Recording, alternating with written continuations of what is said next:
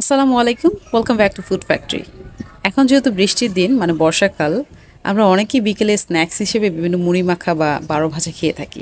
আজকের ভিডিওটিতে দেখাবো আমি কিভাবে বারো ভাজা তৈরি করে থাকি। বারো ভাজা তৈরি করবার জন্য আমি এখানে নিয়েছি কিছু টমেটো কুচি আর ঝালের টেস্ট অনুযায়ী কিছু কাঁচামরিচ কুচি, 2টা পেঁয়াজ কুচি এবং একটি শসা কুচি। এই বারো ভাজাকে আরও মুচমুচে কুরকুরে তৈরি করার জন্য আর সাথে নিয়েছি কিছু চাল ভাজা।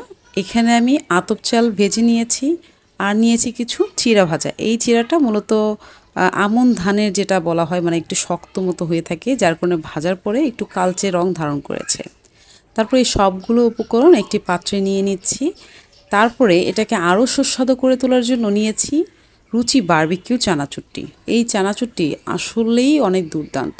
আমার মনে হয় না বাংলাদেশে এর থেকে সুস্বাদু আর কোনো চানাচুর রয়েছে। তারপর নিয়ে নিলাম 2 টেবিল চামচের মতো সরিষার তেল আর স্বাদ মতো লবণ।